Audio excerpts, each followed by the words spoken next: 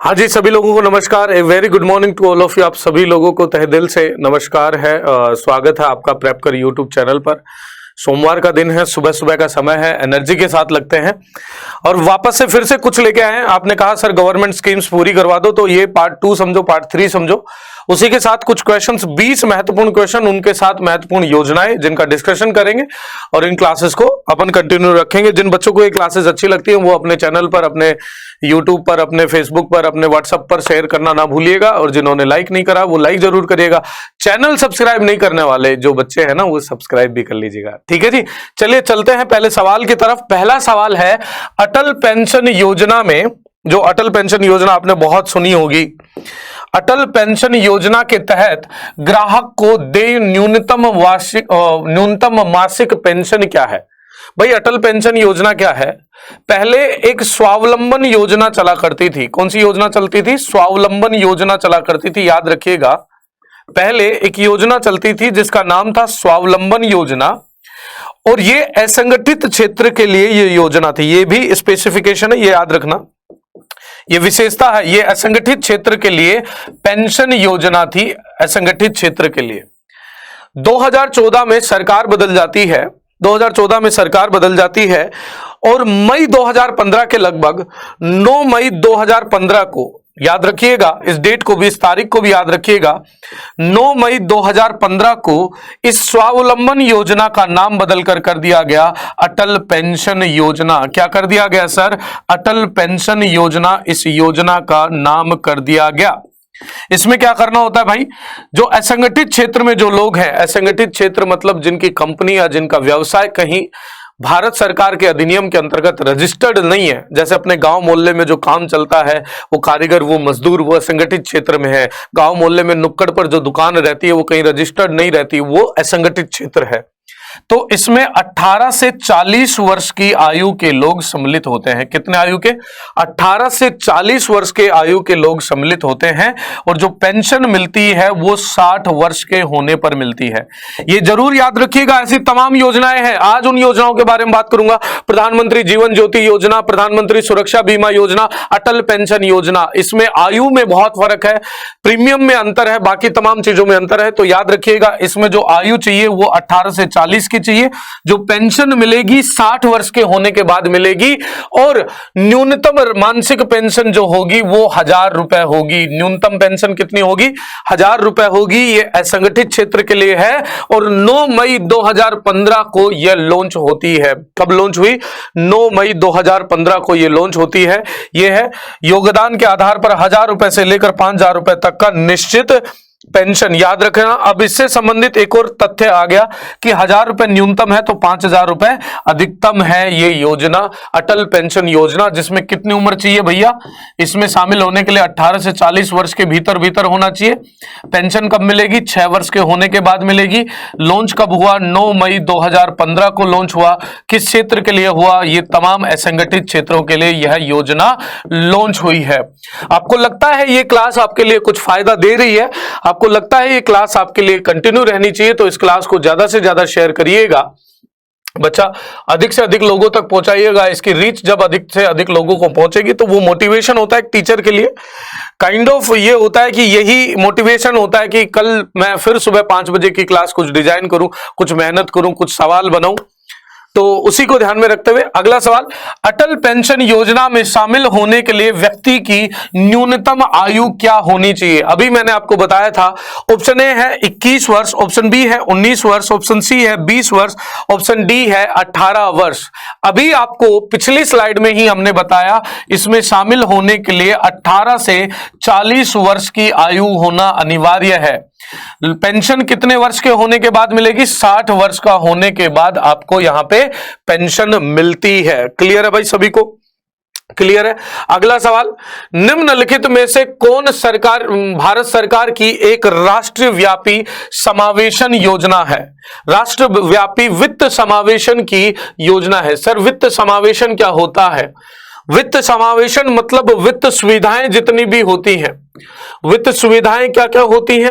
वित्त सुविधाएं जैसे यूनिवर्सल बैंकिंग, सभी के पास बैंकिंग सुविधा हो, सभी के पास ऑनलाइन नेट बैंकिंग कर सके, सभी के पास बैंक में खाता हो, इसको बोलते हैं यूनिवर्सल बैंकिंग, मतलब सभी के पास बैंकिंग हो, इसी को बोलते हैं वित्त समावेशन। सबको वित्तीय सुविधाओं से जागरूक किया जाए। इसके लिए कौन सी योजना है? ऑप्शन ए प्रधानमंत्री जनधन योजना, ऑप्शन बी प्रधानमंत्री जनधन बीमा योजना, ऑप्शन सी प्रधानमंत्री मातृत्व योजना, ऑप्शन सी प्रधानमंत्री सुरक्षा बीमा योजना। आपको बताना है वित्त समावेशन के लिए, मतलब फाइनेंशियली सबको अवेयर करने के लिए, सभी लोगों के पास खाते हो, सभी के लोगों का नेट बैंकिंग हो, सभी के पास एटीएम हो, सभी लोग बीमा करवा पाए ऑनलाइन, अपना अकाउंट के अंदर बैंकों के अंदर खाते हो, उसके लिए कौन सी योजना आई? तो सर उसके लिए योजना आई प्रधानमंत्री जनधन योजना। याद रखिएगा, प्रधानमंत्री जनधन योजना। प्रधानमंत्री जनधन योजना की घोषणा कर दी गई थी 15 अगस्त 2014 को, जब मोदी जी लाल किले से भाषण देते हैं तो प्रधानमंत्री साहब ने यह घोषणा कर दी गई थी और इसे लागू किया 15 अगस्त 2014 को इसकी घोषणा कर दी गई थी कि यह लागू होगा। इसे लागू किया गया 28 अगस्त 2014 को। इसको कब लागू किया गया सर? 28 अगस्त 2014 को यह लागू किया गया। इसके अंतर्गत क्या किए जाएंगे? इसके अंतर्गत जनधन खाते खोले गए। इसके अंतर्गत क्या किया गया? जनधन खाते खोले गए।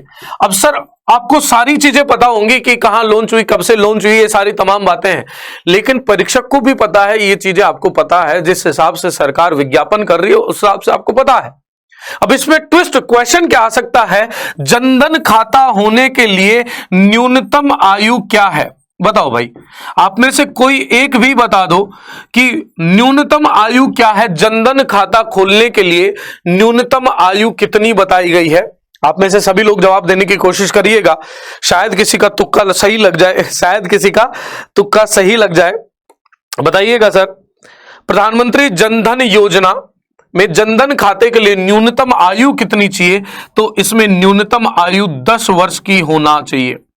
10 वर्ष की आयु के व्यक्ति से लेकर बड़ी उम्र तक चले जाओ, अधिकतम इसमें कोई सीमा नहीं है, सबके खाते खोले जाएंगे। जनधन खाता मतलब बैंक में एक बेसिक खाता होगा जिसमें कोई न्यूनतम राशि नहीं चाहिए। इसमें न्यूनतम राशि नहीं होगी। ये जनधन खाते कैसे होंगे?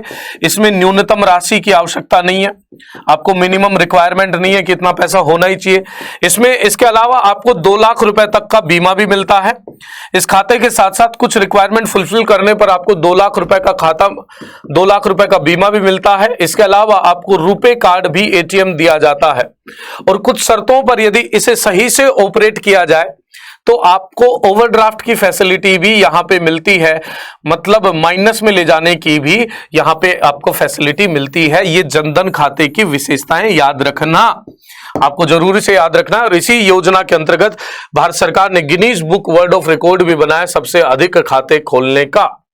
भाई प्रधानमंत्री जनधन योजना कितनी राशि की दुर्घटना बीमा कवर करता है? भाई दुर्घटना बीमा कवर करता है, इसमें लाइफ इंश्योरेंस नहीं है, जीवन सुरक्षा नहीं है, इसमें दुर्घटना बीमा सुरक्षा है, दुर्घटना सुरक्षा है। प्रधानमंत्री जनधन योजना कितनी राशि का दुर्घटना बीमा कवर प्रदान करती है? ऑप्शन है आपका 2 लाख रुपए का बीमा आपको प्रोवाइड कराया जाता है। इसमें हालांकि ये सभी को नहीं मिलता, कुछ रिक्वायरमेंट्स हैं, इसके लिए आपके पास जनधन खाता होना आवश्यक है और जनधन खाता होना आवश्यक है। उसी के साथ साथ प्रधानमंत्री जीवन ज्योति बीमा योजना, प्रधानमंत्री सुरक्षा बीमा योजना, तमाम योजनाएं भी यहाँ पे इसमें इंक्लूड हो जाती हैं। वित्त समावेशन की तरफ ये भारत सरकार का एक बड़ा कदम था जिस पर सरकारें लगातार बात करती चली आ रही थी। सर आ जाइए भैया, अगला सवाल है प्रधानमंत्री जीवन ज्योति बीमा योजना। एक हमने कर ली प्रधानमंत्री, पहला अपन ने करी अटल पेंशन योजना। इनको ऐसे याद रखना, अटल पेंशन योजना। अटल पेंशन योजना के अंदर पेंशन दी जाएगी न्यूनतम 1000 रुपए की, अधिकतम 5000 रुपए की हर महीने जब 60 वर्ष के हो जाओगे। इसमें आयु क्या चाहिए? 18 से 40 वर्ष। फिर आती है प्रधानमंत्री जीवन ज्योति बीमा योजना के तहत ग्राहक की मृत्यु हो जाने पर प्रदान किया जाने वाला बीमा कवर कितना होगा? बीमा कवर कितना होगा? तो सर इसमें आपको बीमा कवर होगा 2 लाख रुपए। जब ग्राहक जिसने प्रधानमंत्री जीवन ज्योति बीमा योजना के प्रीमियम भरा था, यदि उसकी मृत्यु हो जाती है किसी कारणवश, तो उसके आश्रितों को 2 लाख रुपए का बीमा कवर दिया जाएगा। मतलब उसकी मृत्यु के पश्चात उसके घर वालों को 2 लाख रुपए प्रोवाइड कराए जाएंगे, 2 लाख रुपए प्रोवाइड कराए जाएंगे। अब यदि बात करूं प्रधानमंत्री जीवन ज्योति बीमा योजना, ये अपन ने बात कर ली प्रधानमंत्री जीवन ज्योति बीमा योजना। एक और है प्रधानमंत्री सुरक्षा बीमा योजना, एक है प्रधानमंत्री सुरक्षा बीमा योजना। ये दोनों ही योजना 9 मई को, ये दोनों ही योजना 9 मई 2015 को कलकत्ता से लॉन्च की गई। कहां से लॉन्च की गई? कलकत्ता से लॉन्च की गई नरेंद्र मोदी जी द्वारा। मोदी सरकार की योजना है, तो मोदी जी द्वारा यह लॉन्च करी गई। कहां से करी गई? कलकत्ता से। दोनों योजना, प्रधानमंत्री जीवन ज्योति बीमा योजना भी, प्रधानमंत्री सुरक्षा बीमा योजना भी।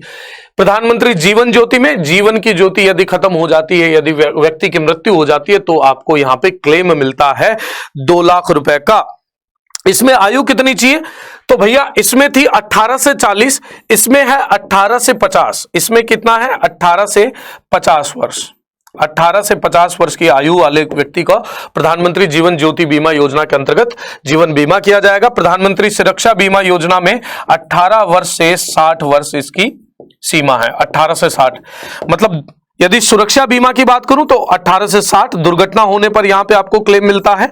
जीवन ज्योति बीमा योजना में 18 से 50 वर्ष, यदि आपकी मृत्यु हो जाती है तो आपको क्लेम 2 लाख रुपए का मिलता है। इसके साथ साथ ये ग्राफिक्स भी देख लीजिए।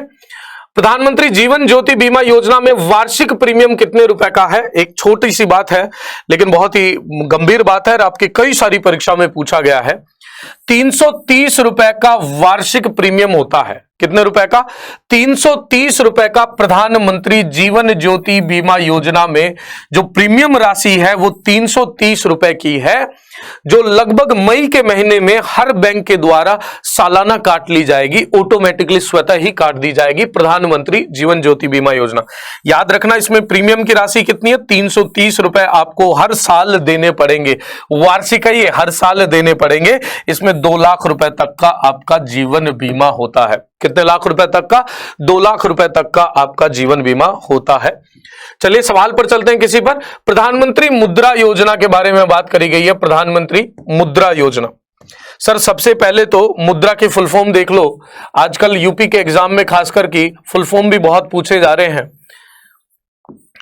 मुद्रा की फुल फॉर्म होती है micro units, micro units development, micro units development, micro units development and refinancing agency, and refinancing agency इसकी फुल फॉर्म है।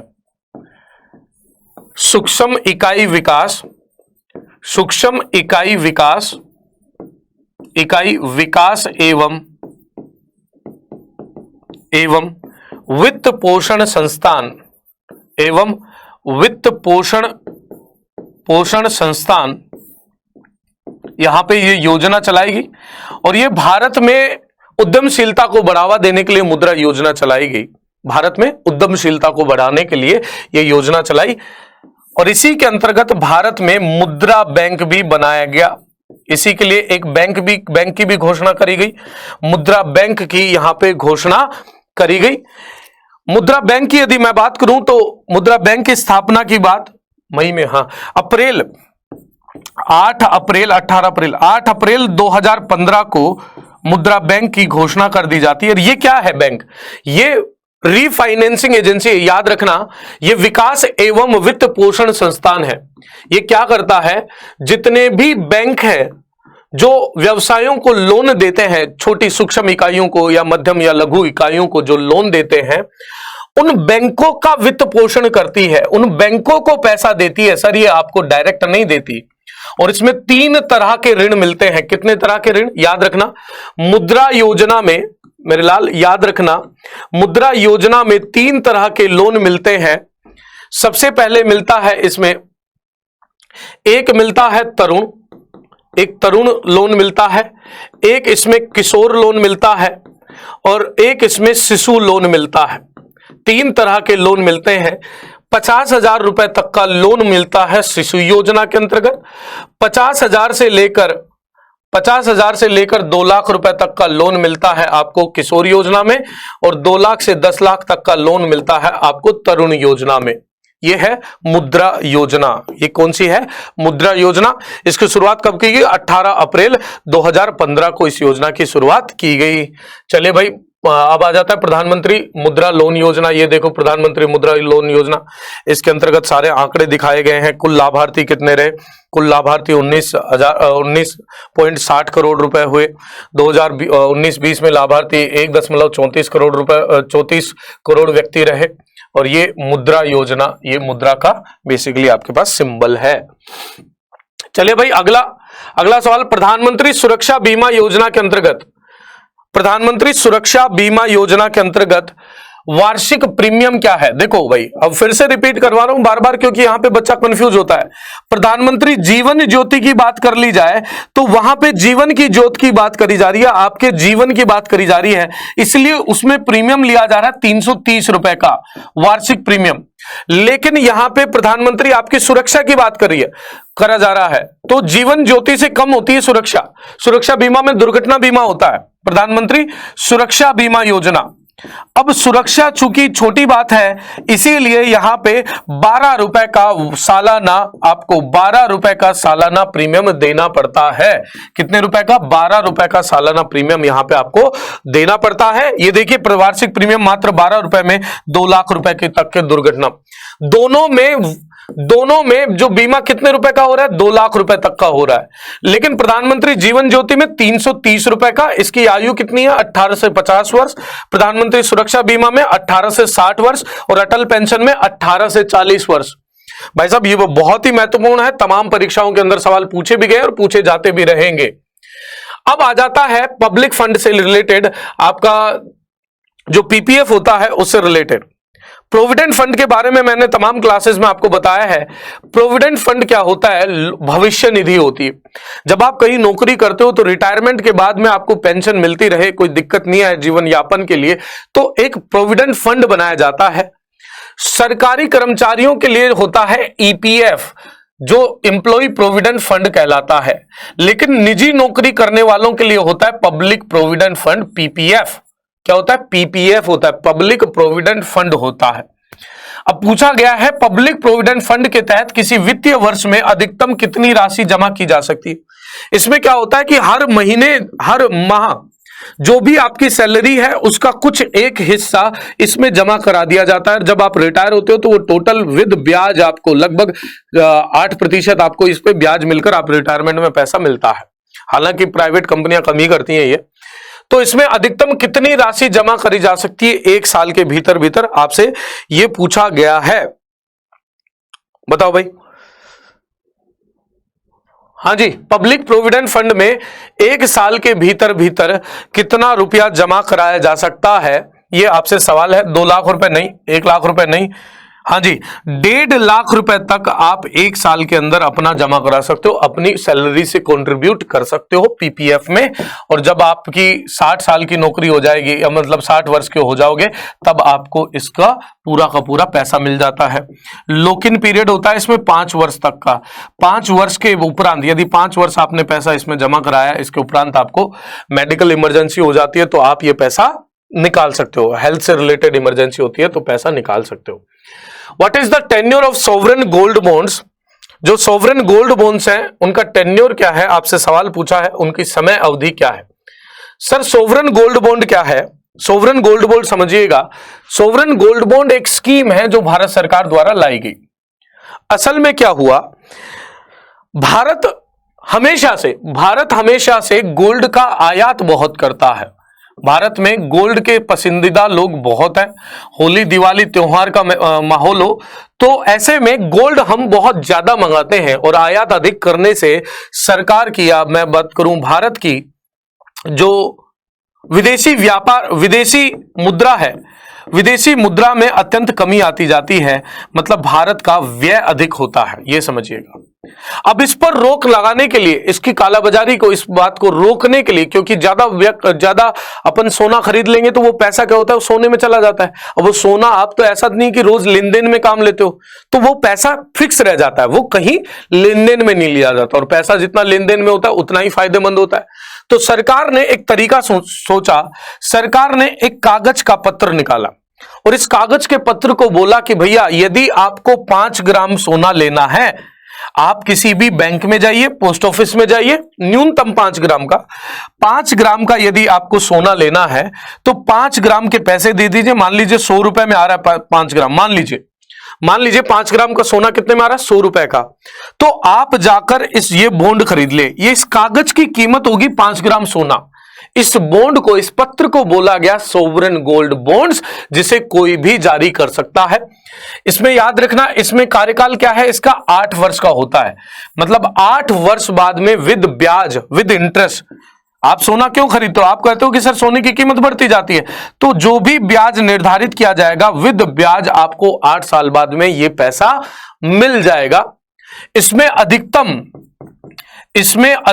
एक व्यक्ति एक साल में, अधिकतम एक व्यक्ति एक वर्ष में 500 ग्राम सोना खरीद सकता है, 500 ग्राम सोने के सोवरेन बॉन्ड्स खरीद सकता है। भाई मिनिमम, न्यूनतम इन्वेस्टमेंट कितना है, 2 ग्राम का। देखो भाई ये लिख रखा है, यहां पे सारी चीज लिख रखी है। न्यूनतम, इसीलिए लगाता हूं ये ग्राफ, न्यूनतम कितना 2 ग्राम का, अधिकतम कितना 500 ग्राम का। डीमैट और पेपर फॉर्म में अवेलेबल होता है। ये सोना आपको सोने के रूप में नहीं मिलता, डीमेटरालाइज्ड फॉर्म में, मतलब वो प्राकृतिक रूप से नहीं मिलता। मैं ये कहूं कि भैया चलो सुनो, मैं ये कहूं कि देखो भाई ये कागज है, ये सोने का कागज है, आपको सर ये सोने का नहीं, मैं कह रहा हूं कि 2 ग्राम सोना लेना है, ले जाओ, इस कागज पे लिख देता हूं इस कागज का मूल्य 2 ग्राम है और 8 वर्ष बाद में इतना ब्याज मिलेगा, आप ले गए। अब इससे क्या हुआ कि सोने का अपने को आयात कम करना पड़ा, तो जो भुगतान संतुलन की जो समस्या हो रही थी वो खत्म हो गई, सिंपल सी बात है। और इसका टेन्योर कितना होगा, 8 साल। और एग्जिट ऑप्शन, यदि आप पैसा निकालना चाहते हो तो 5 साल के बाद पैसा निकाल भी सकते हो, लेकिन इसमें टेन्योर होता है 8 साल का। और ये आपकी जमानत के रूप में, कहीं लोन लेना हो तो आप कहते हो सर हम गिरवी रख देते सोना, तो इस कागज को भी आप इस कागज को भी गिरवी रख सकते हो। और इसमें रिस्क नहीं है, चोरी का रिस्क नहीं है, क्योंकि सीधा ये आपके अकाउंट में आएगा। भाई अगला आ जाओ, प्रधानमंत्री किसान योजना। प्रधानमंत्री किसान योजना की घोषणा करी जाती है जब 2014 में अंतरिम बजट आता है, मेरे हिसाब से पीयूष गोयल साहब का अंतरिम बजट आता है, तब यह घोषणा करी गई प्रधानमंत्री किसान योजना की। इसके अंतर्गत प्रधानमंत्री किसान सम्मान निधि बनाई गई, प्रधानमंत्री किसान सम्मान निधि बनाई गई, किसान सम्मान निधि बनाई गई, किसान सम्मान निधि बनाई गई, जिसके अंतर्गत क्या किया गया, इसके अंतर्गत वार्षिक 6, मतलब एक महीने में 6,000 रुपए, एक साल में 6,000 रुपए किसानों को दिए जाएंगे। एक साल में कितने हजार रुपए दिए जाएंगे, 6,000 केंद्र सरकार की तरफ से किसानों को दिए जाएंगे। असल में यह योजना ली गई तेलंगाना सरकार द्वारा यह योजना चलाई गई थी अपने राज्यों के किसानों के लिए। उसी को जब वो उस पे विश्व बैंक बड़ी, मतलब उस पे बहुत शाबाशी देता है तेलंगाना सरकार को, तो उसी को दिमाग में रखते हुए प्रधानमंत्री किसान योजना आ जाती है। सवाल ये पूछा है कि प्रधानमंत्री किसान सम्मान योजना के लाभार्थियों को निर्धारित करने की कट ऑफ डेट क्या है, कि कितने लोगों को प्रधानमंत्री किसान योजना के अंतर्गत पैसा मिलेगा, यह सवाल पूछा गया है आपका। तो सर इसकी घोषणा मैंने कहा अंतरिम बजट में हुई, जब दोबारा दूसरा चुनाव लड़ने वाली थी सरकार, तो फरवरी 1, 2019 को जब अंतरिम बजट आता है तब इसकी घोषणा करी जाती है। 1 फरवरी 2019 को प्रधानमंत्री किसान योजना की बात करी जाती है, जिसके अंतर्गत प्रधानमंत्री किसान सम्मान निधि बनाई जाती है और लॉकडाउन के अंतर्गत 2,000 रुपए की एक किस्त भी यहां पे दी गई। अब आ जाइए सर, अटल पेंशन योजना। अटल पेंशन योजना जो कि असंगठित क्षेत्र के लिए है, इसको प्रशासित कौन करता है, इस पर नजर कौन रखता है, तो इस पर नजर आरबीआई नहीं, आईआरडीए नहीं, एलआईसी नहीं, पीएफआरडीए। पीएफआरडीए का मतलब क्या है, provident fund regulatory and development authority, regulatory and development authority and development authority, PFRDA, यहां पे आपका ये एक बेसिकली एक संस्था है, एक वैधानिक संस्था है जिसे PFRDA अधिनियम के अंतर्गत स्थापित किया गया और इसका काम होता है प्रोविडेंट फंड्स पर रेगुलेशन करना। जो प्रोविडेंट फंड में या एम्प्लॉय कोई जो नौकरी देने वाला कोई फ्रॉड तो नहीं कर रहा है, ब्याज तो उस पे दे रहा है ना, ऐसी तमाम बातें यहां पे करी गई अटल पेंशन योजना में। ये देखिए, इसमें कम से कम निवेश, बुढ़ापे में अधिक से अधिक लाभ की बात करी गई है। योगदान 1000 रुपए से न्यूनतम 1000 रुपए और अधिकतम 5000 रुपए के बारे में बात करी है। ये खाते से ऑटो डेबिट हो जाती है, कट जाती है, ये मैंने आपको समझा ही दिया। सर अब आ जाइए दीनदयाल उपाध्याय ग्राम ज्योति योजना। अच्छा, इस पर कुछ बच्चों ने पिछली बार भी मैंने पढ़ाया। सर दीनदयाल उपाध्याय ग्राम ज्योति योजना गांवों में बिजली के लिए है। ये सही बात है, ये बिल्कुल सही बात है कि गांव में इसके अंतर्गत बिजली के कनेक्शन भी दिए गए। हर गांव में, हर घर में बिजली कनेक्शन की यहां पे बात करी गई। लेकिन इसी योजना के अंतर्गत जो बिजली वितरण कंपनियां होती हैं, जो जिन्हें हम डिस्कॉम कहते हैं, उन्हें मजबूत करने की बात करी गई। उनके जो बिल नहीं आते हैं या जो बिजली चोरी होती है, उन पर भी यहां पे रिकवरी की भी बात करेंगे। और सवाल क्या है, सवाल अपना बिल्कुल सीधा सा है कि इसके अंतर्गत कुल परिव्यय क्या होगा।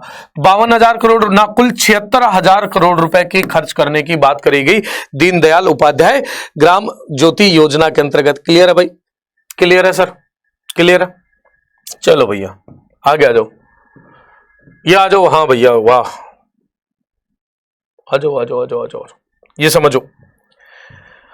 तो इसमें आपको पता चल रहा है बिजली के ग्रिड है। दीनदयाल उपाध्याय ग्राम ज्योति योजना ग्रामीण क्षेत्रों के लिए भारत सरकार की योजना। देश भर के 5,86,567 गांवों में विद्युतीकरण की बात करेगी।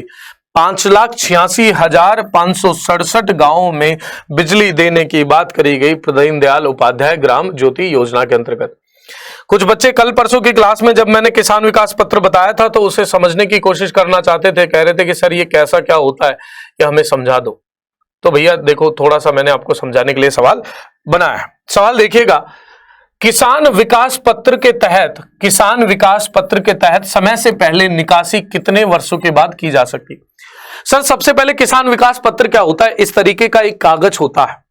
इस तरीके का एक कागज होता है जिसपे नोट की तरह, आपका जो कागज का नोट होता है उसकी तरह लिखा होता है। जैसे 5,000 रुपए का है, आप इसे खरीदते हो तो आपका नाम लिख दिया जाता है। यहां पे आप इसे जब खरीदते हो तो आपका यहां पे नाम लिख दिया जाता है, कितना, और डेट ऑफ मैच्योरिटी लिख दी जाती है। ऐसी तमाम चीजें यहां पे लिख दी जाती है, आपके साइन होते हैं। यहां पे आपको पोस्ट ऑफिस या जहां से आप खरीद रहे हो उसके बारे में बता दिया जाता है। समय से पहले यदि निकासी आप इसमें करना चाहते हो तो समय से पहले 2.5 साल में आप इसमें से पैसा निकाल सकते हो। सर ये है क्या? मान लीजिए आपको पास कहीं पैसा है और आप इसको थोड़ा सा सुरक्षित रखना चाहते हो, इस पैसे को कहीं आप कहीं लगाना चाहते हो कि आप 8 साल बाद में, 10 साल बाद में, 5 साल बाद में, 10 साल बाद में इस पैसे को निकाल लें। तो आपके पास एक बार में 5,000 रुपए है, तो आप जाते हो ये पत्र खरीद लेते हो 10 साल के लिए। इस पर आपको कुछ ब्याज मिल जाता है, 8.6% के लगभग ब्याज मिल जाता है। तो इस तरीके का ये एक निवेश पत्र है, याद रखिएगा। ये क्या है? निवेश पत्र। और इससे यदि इसकी परिपक्वता से पहले पैसे निकाल लें तो कम से कम 2.5 साल का इसमें लॉक इन रहता है। कितने साल का रहता है? 2.5 साल का इसमें कम से कम आपके पास लॉक इन रहता है। इस तरीके का ये एक पत्र होता है। अगला सवाल, सुकन्या समृद्धि खाता योजना, सुकन्या समृद्धि योजना, सुकन्या समृद्धि योजना, सुकन्या समृद्धि खाता योजना के तहत प्रति बालिका कितने खाते खोले जाएंगे?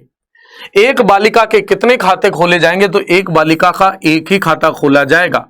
लेकिन यदि जुड़वा और तिड़वे बच्चे हुए हैं, यदि जुड़वा बच्चियां हुई हैं या तिड़वा 3 बच्चियां हुई हैं, ट्रिपलेट्स हुई हैं या ट्विंस हुई हैं, तो तीनों दोनों के जो भी हुए हैं उनके सबके खाते खोले जाएंगे। सुकन्या समृद्धि योजना ये बेटी बचाओ बेटी पढ़ाओ योजना के अंतर्गत मोदी सरकार ने लॉन्च किया।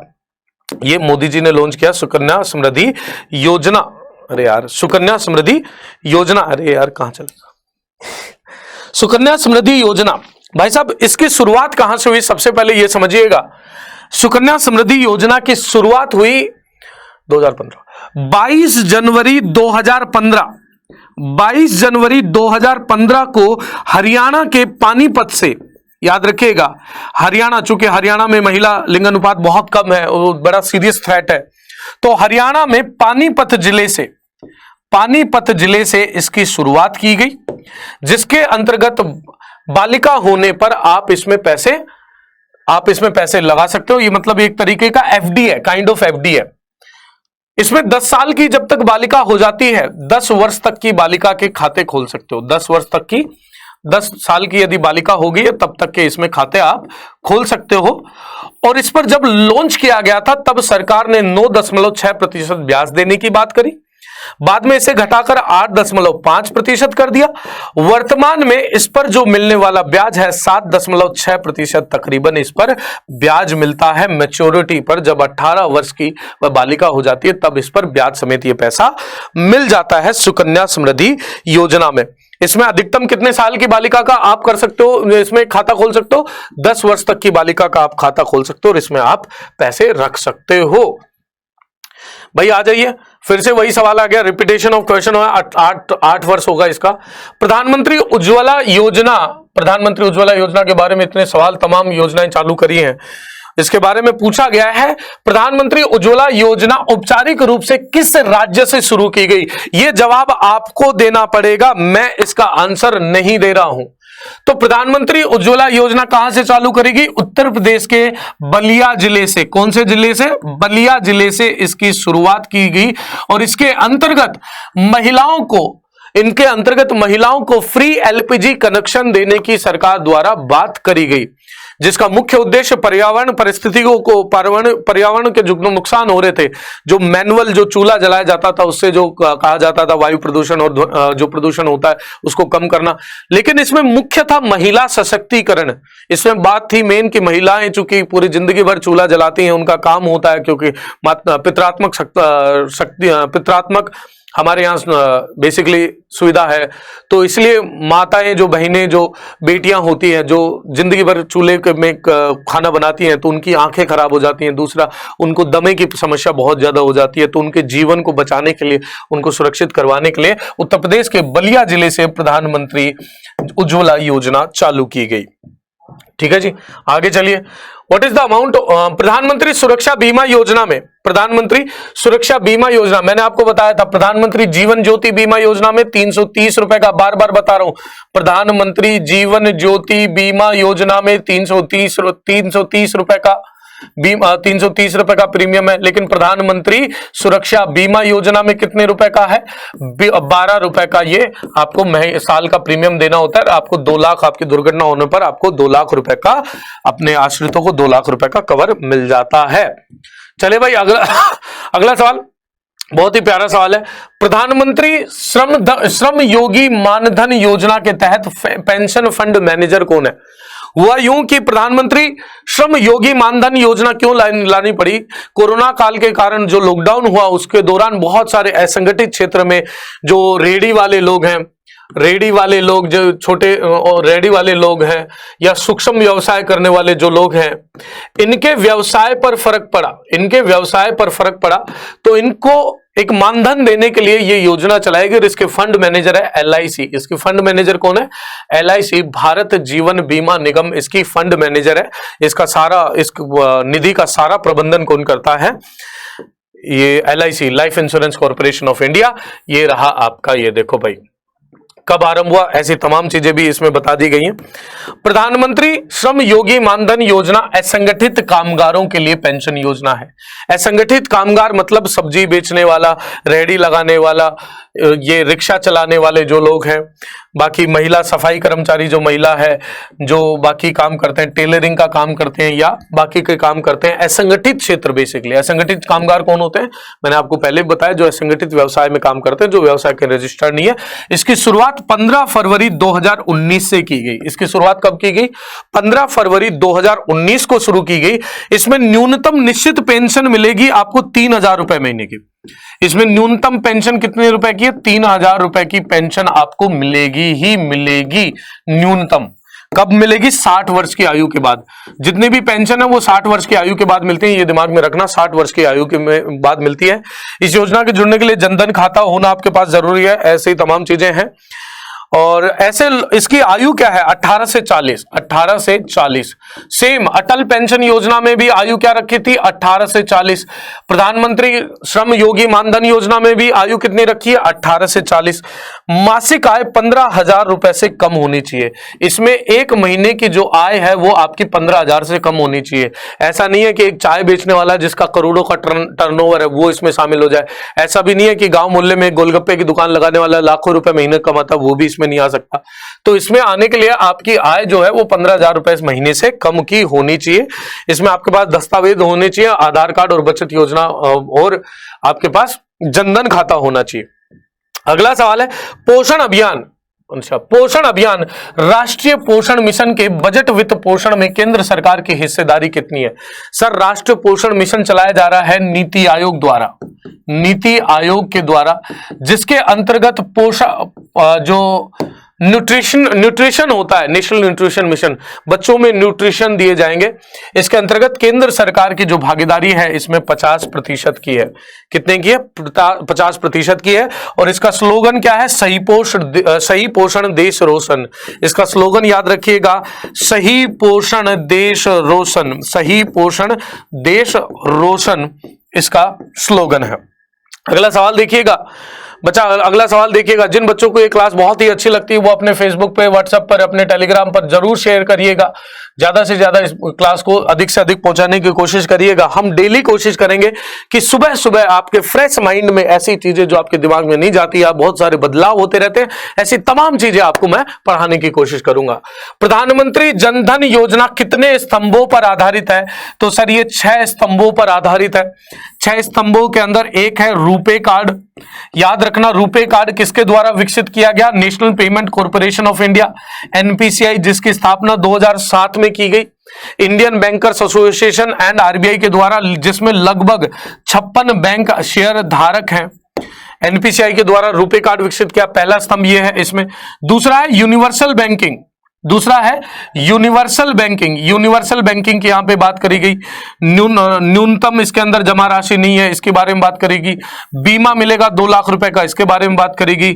इसमें आप ओवरड्राफ्ट फैसिलिटी लेते हो, ऐसी तमाम बातें करेगी। तो 6 स्तंभों पर ये आधारित है प्रधानमंत्री जनधन योजना। भाई सिंपल सी बात है। अब आपको बिल्कुल 20 क्वेश्चन करवा दिए, टॉप 20 क्वेश्चन करवा दिए।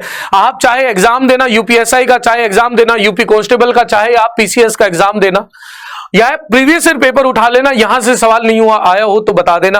आपको क्लास कैसी लगती है चैट में नहीं लिखना है, नीचे कमेंट में लिख के बताइएगा क्लास कैसी लगती है। इसको शेयर जरूर करिएगा। जिन बच्चों ने अभी तक सब्सक्राइब नहीं करा है सब्सक्राइब करिएगा, और आपका दिन बहुत ही शुभ हो। तमाम क्लासेस आपके लिए आने वाली, उन सारी क्लासेस को देखिएगा। धमाकेदार, एक से एक अच्छी क्लासेस है, प्रैक्टिस क्लासेस है। आप इन क्लासेस को देखिए और जीवन में जो आपने सपना देखा है उस सपने को बहुत बहुत अच्छे से पूरे करिएगा। जिंदगी और स्विमिंग में एक चीज कॉमन है। जिंदगी और स्विमिंग की यदि मैं बात करूं, तैरना और जीवन में एक चीज बहुत कॉमन है कि तैर गए तो पार गए, तैर गए तो पार गए। तो उसी जीवन को, उसी चीज को जीवन में लक्ष्य रखिएगा। मिलते हैं आपको अगली क्लास में, तब तक के लिए ध्यान रखिएगा, ख्याल रखिएगा। Bye bye. और अपने स्वास्थ्य का ख्याल जरूर रखिएगा। Thank you so much. Bye bye. Thank you.